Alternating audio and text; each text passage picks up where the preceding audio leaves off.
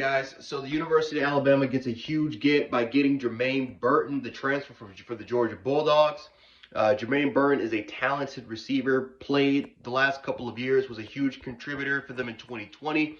Remember, had over 100 yards against Alabama.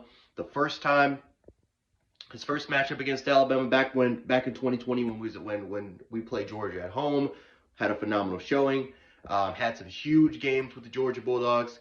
But definitely is one of Georgia's definitely one of their starters for the 2021 football season.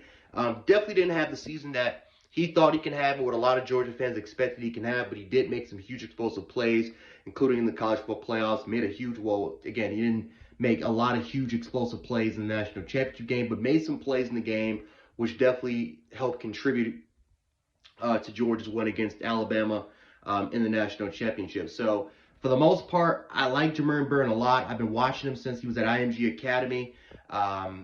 He transferred to Calabasas. And then, of course, we all know he had Alabama as a top 5 finalist until he decided to go with the Georgia Bulldogs. So, this is a huge get for the University of Alabama. I thought he could potentially go to Ole Miss only because we've been hearing rumors about JT Daniels and Burton being a package deal. And Lane Kiffin took that visit to Athens to visit both Jermaine Burton and JT Daniels.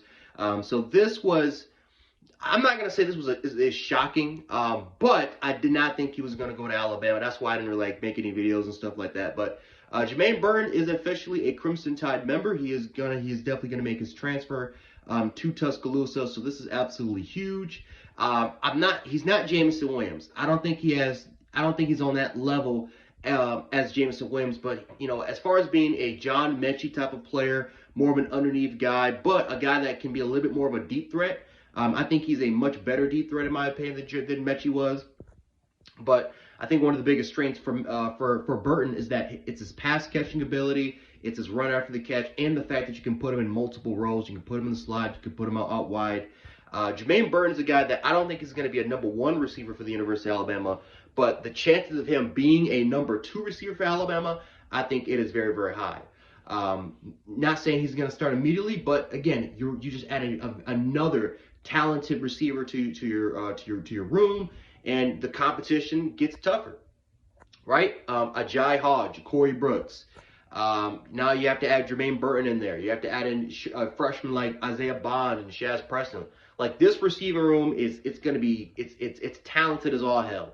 A lot of these guys have not proven that they can be that they can be the next Jameson Williams or the next John Mechie or Jerry Jeudy, Henry Ruggs, Devontae Smith. The list goes on and on. So they got to prove on the football field. Definitely, Alabama's up there when it comes to the most talented receiving corps in the nation. Alabama, these players have to prove that they belong in the football field, that they belong to start, and I can't wait to see the competition going towards the spring. So we'll see if we can get more transfers. We'll see if we can list more players.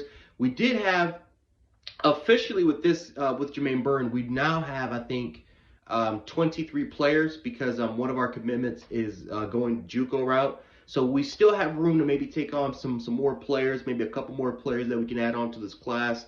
But overall wise, a great recruiting class.